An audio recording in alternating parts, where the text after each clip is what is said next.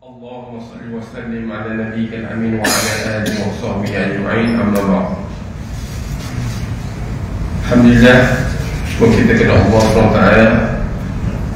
Pada tengah hari sebelum kita mengerjakan solat Jumaat, kita berkongsi sikit lah, ya.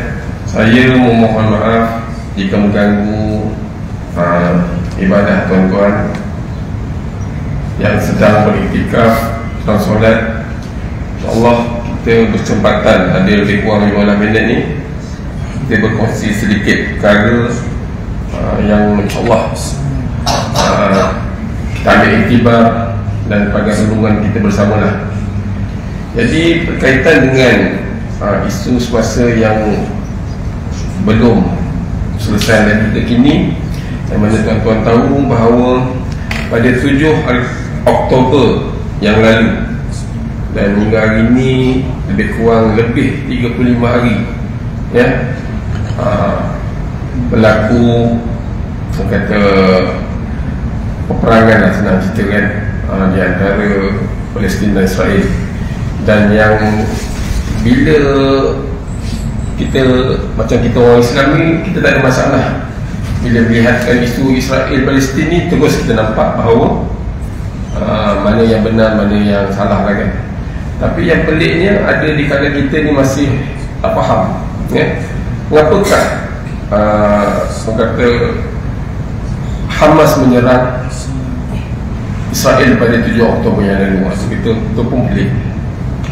Jadi tuan-tuan, jadi dalam Al-Quran sendiri, ya, kita sebenarnya kalau kita sedar tak sedar, kita, Allah sentiasa mengingatkan kita dalam surah Al-Fatihah. Senang,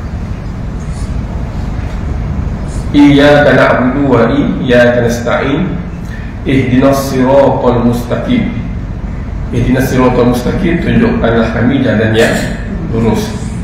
Siratal ladzina an'amta 'alaihim ghairil maghdubi 'alaihim waladdallin.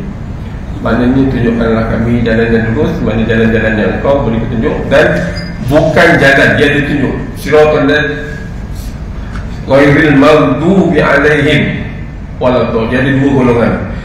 Dan bukan jalan orang yang engkau murkai dan orang yang sesat. Ulama-ulama tafsir yang mengatakan siapa orang-orang yang Allah murkai ini, ya, dan siapa orang-orang yang sesat, ya. Ulama tafsir mengatakan bahawa dua golongan ni adalah golongan Yahudi dan Nasara, ya. Sebab apa? Orang-orang Yahudi ini adalah bangsa yang sangat dimurkai oleh Allah SWT, dan Allah saja yang murka kepada orang Yahudi ini. Tapi Nabi Muhammad sendiri pun marah dengan orang Yahudi ini kan. Kalau kita tengok banyak peristiwa-peristiwa yang menyebabkan akhirnya orang Yahudi ini disingkirkan daripada bumi Madinah. Sebab kalau kita tengok bahawa, ya, bangsa Yahudi ini adalah berasal daripada Bani Israel, ya. Bani Israel ni tuan-tuan tahulah, ya, maknanya keturunan daripada Nabi Ishaq, Nabi Yaqub, dan Nabi Yaqub tu sendiri digelar Israel, kan. Kemudian Nabi Yusuf, kemudian seterusnya. Lepas zaman Nabi Yusuf tu, Yahudi ni tenggelam sekejap. Kemudian naik balik pada zaman Nabi Daud dan Nabi Sulaiman. Selepas kewafatan Nabi Sulaiman, dia merundung balik. Kemudian datang pula kata zaman Nabi Musa, zaman Nabi Zakaria, Nabi Isa, ya, dan mereka pun mencuba nak membunuh Nabi Isa, ya.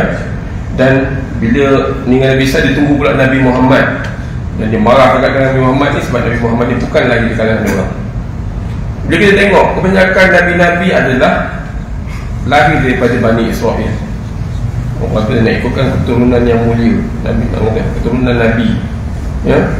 Tapi apa kan menjadikan mereka sesat? Kerana mereka tak beriman. Sebab itu mereka digelar Yahudi, ya. Di mana-mana mereka pergi, mereka ni bertebaran, dihalau, ditindas, ya. Dan akhirnya mereka ni lah, orang kata, akhirnya mereka nak wujudkan sebuah negara sendiri. Yang kita lihat pada hari ini negara Israel. Yahudi ni pandai, ya. Mereka ni seperti yang kata tadi adalah bangsa yang dimukai oleh Allah SWT. Ya, sebab apa mereka dimukai? Sebab mereka ni tahu.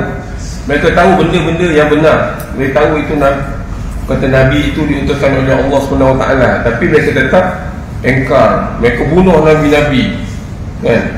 Itu pun yang minta Nabi akhir zaman pun di kalangan mereka juga. Dan untuk mengetahui tuan-tuan, ya, antara faktor yang buatkan mereka berhijrah beramai-ramai ke Israel pada tahun antara 1917 sampai tahun 1948 itu adalah kerana mereka dijanjikan dengan kedatangan macam penyelamat mereka, sebagaimana orang Islam dijanjikan dengan kedatangan Al-Mahdi. Mereka juga dijanjikan dengan benda yang sama. Tak tahulah siapa yang datangkan, Dajjal ke apa ke, ya.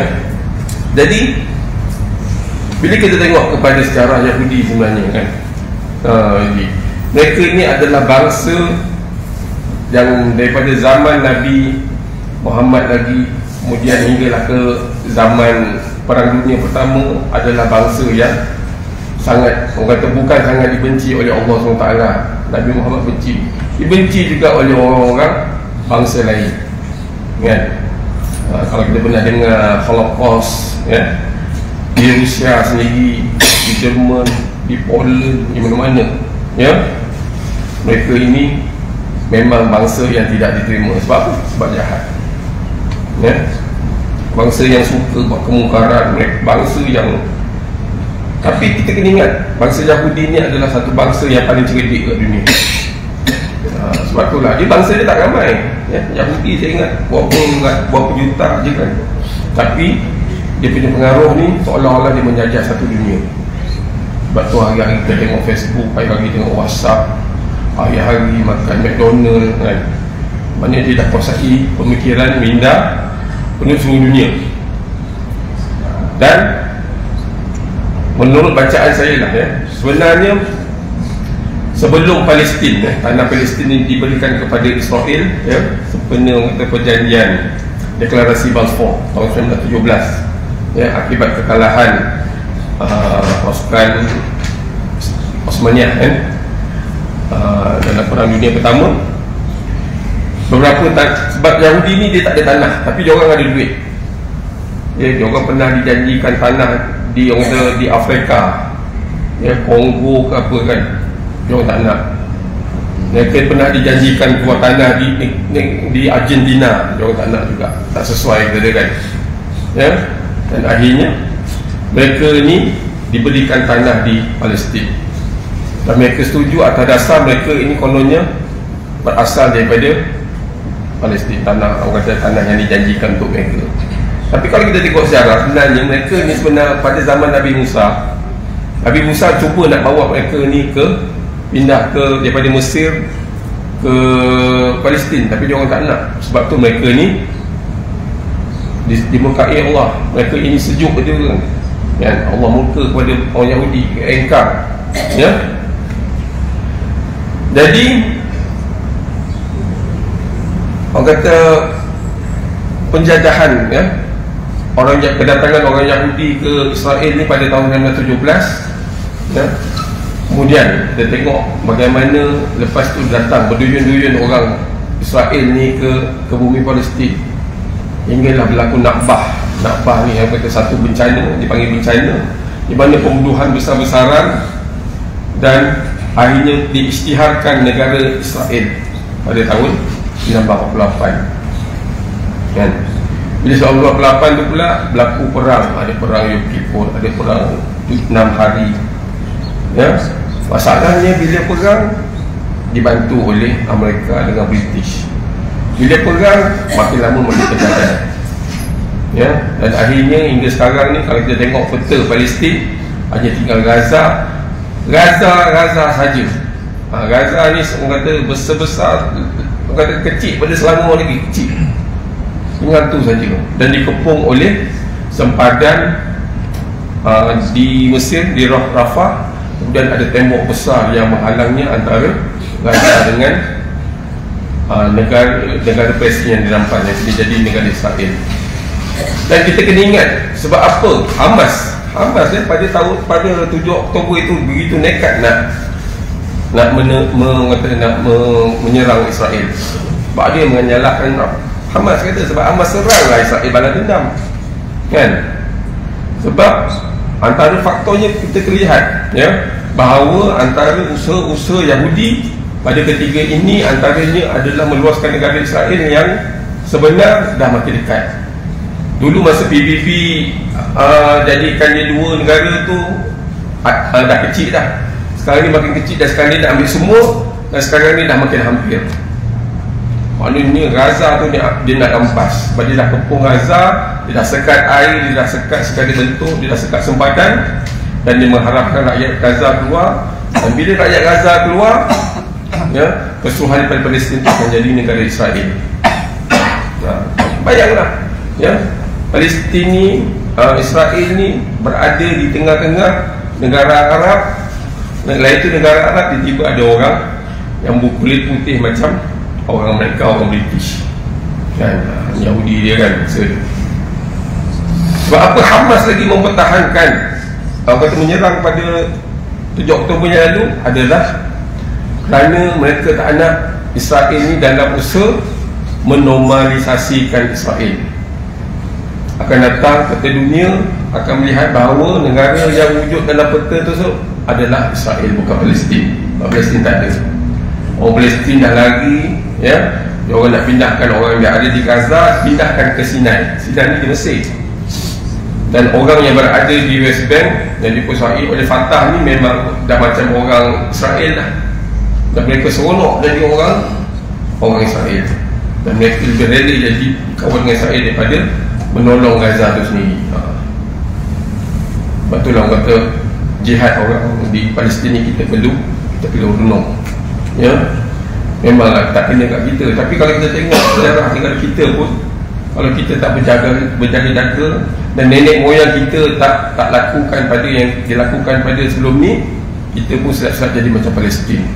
Sebab penjajah kita lebih kurang sama je, British, kan? Sebelum tu Belanda, sebelum tu Portugis, ya. Dan atas usaha nenek moyang kata kita ni kekal Islam lagi, ya, kita ni ada negara lagi. Palestin ni tengok, yang kita geram lagi dengan Israel ni, ya, cara dia perang tu, bila orang kata Hamas tu serang tu, orang kata serang askar, serang camp, serang ni, kan, yang kena bangunan-bangunan awam tu, mungkin orang kata dia punya bom makan diri sendiri, kan. Tapi bila dia bantai serang balas, dia serang awam, penuh awam, kan.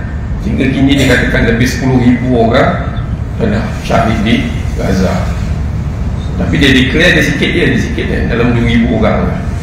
Dan kita tengok hari-hari kalau kita yang kata mutawatir sikit, ramai tentera yang korban, kan.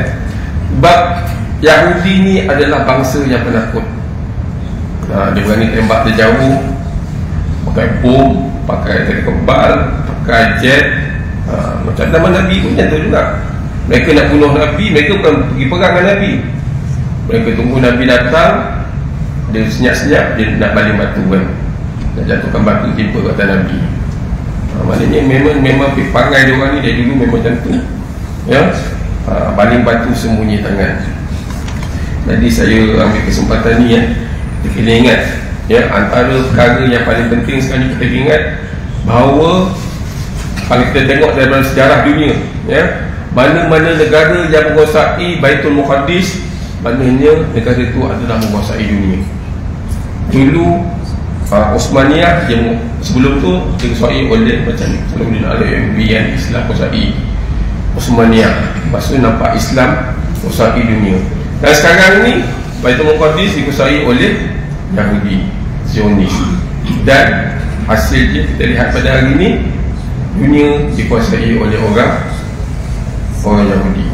Memanglah kita nampak macam tak nampak, kan. Tapi tengoklah sekarang ni, sehingga dikatakan oleh ulama-ulama, barulah aku nampak bahawa satu-satunya tempat yang tidak dikuasai oleh Yahudi ni adalah Gaza. Sebab itu semua dikuasai oleh Yahudi lah. Sebab itulah kita membiarkan sekarang ni orang Palestin ni berperang secara sendiri, padahal keliling tu orang Islam semua tengok macam, ya. Jadi insyaAllah ya, kita doa sama-sama ya. Alhamdulillah kita pun hari kita buat kunut nazilah itu yang kita mampu, dan ada ruang yang lebih lagi, kita insyaAllah kita akan buat yang lebih. Dan jika ada perkara yang melibatkan Palestin ini, ingatlah bahawa itu adalah maruah umat Islam ya. Kalau kita biarkan bahawa kata Palestin itu kesendirian, maknanya kita membiarkan saudara kita ditindas. Jadi saya setelah masuk tu, jadi ada sikit pengumuman daripada surah Al-Falaq bahawa pemberian bantuan minggu depan insyaAllah. Jadi saya sudah dengan aku lupa lihazah wa astaghfirullahalazim li wa lakum. Assalamualaikum warahmatullahi wabarakatuh.